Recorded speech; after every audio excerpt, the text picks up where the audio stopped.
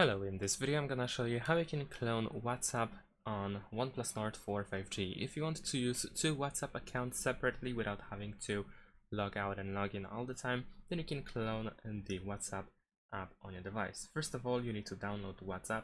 So of course you can use, for instance, Play Store in order to find WhatsApp and then download it on your device. Once you have WhatsApp, what you need to do is go to the settings.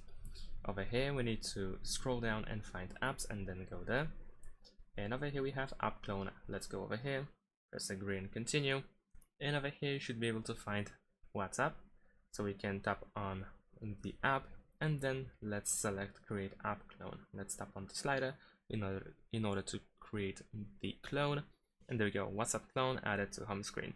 In addition to that, we can rename the clone if we want to, and we can also decide what should happen when we are using the quick functions. We can always ask or open the original app.